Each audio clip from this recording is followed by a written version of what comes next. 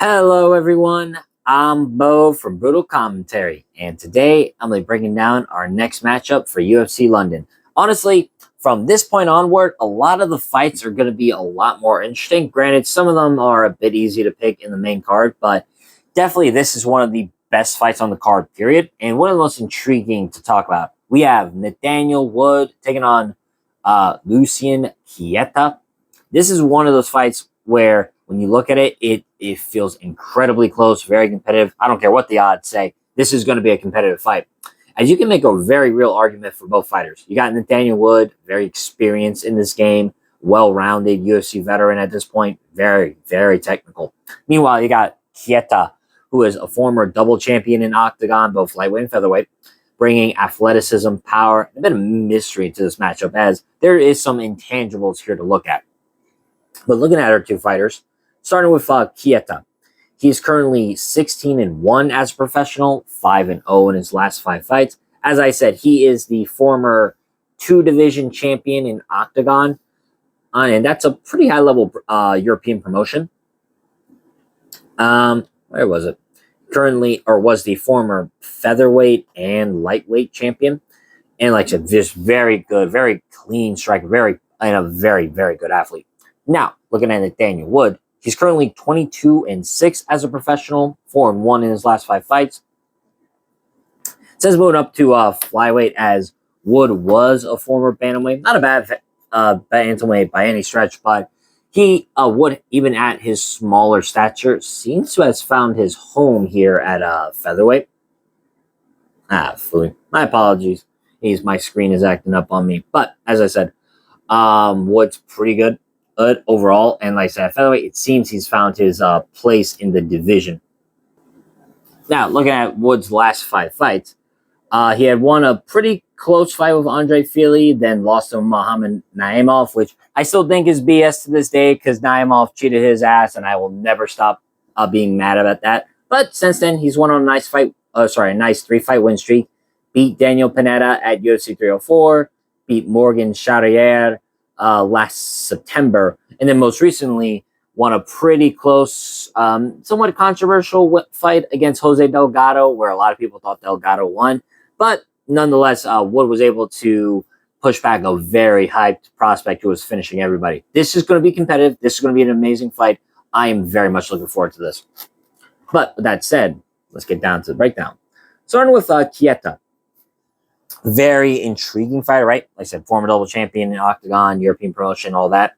That already tells you a lot about Keita's physical tools. He's athletic, explosive, and carries real knockout power. In this matchup, he's likely going to be the bigger fighter, the faster athlete, and the more naturally powerful striker. And that matters because when you're dealing with a guy who has knockout power at lightweight, bringing that down to featherweight, which he had no problem knocking out people before, it makes him extremely dangerous. On the feet, Keita is not just powerful, he's also capable.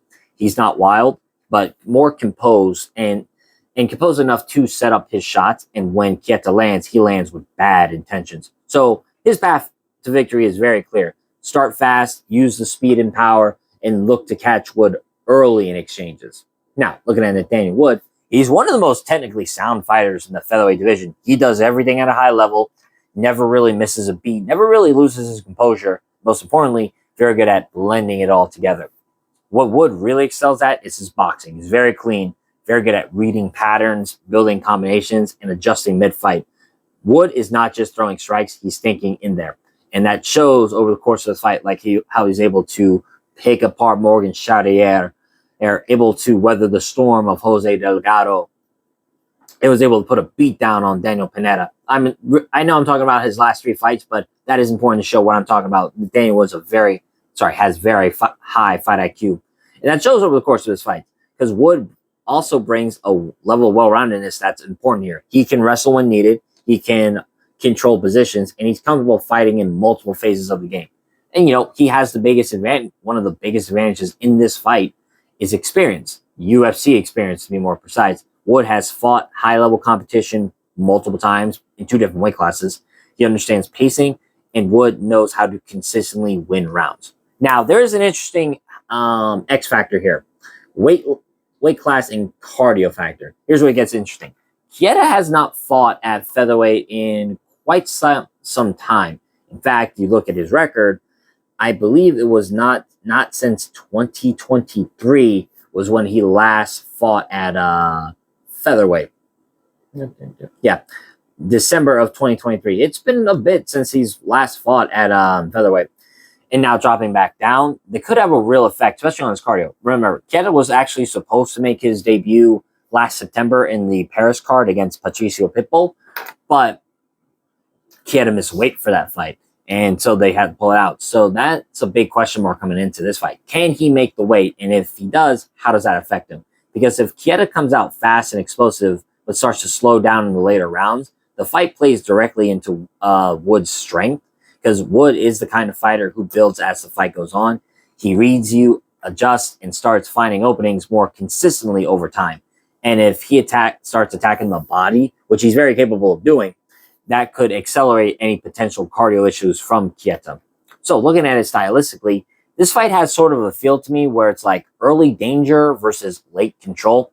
Keita is most dangerous early. He's faster, more explosive, and carries more one-shot power.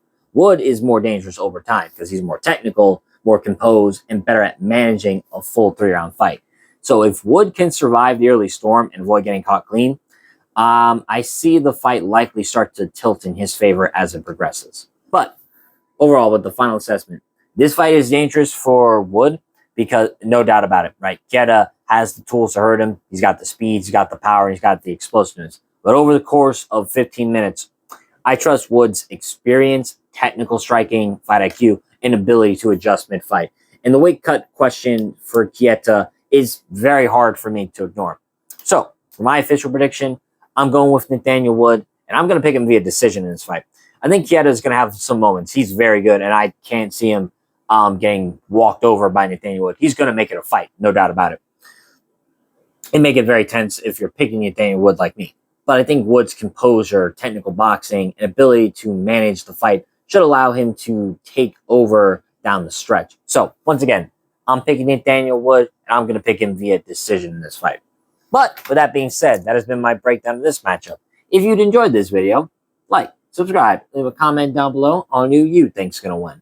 But until then, I've been Bo from Brutal Commentary. I thank you all for listening. And remember, stay calm, stay respectful, and enjoy the violence.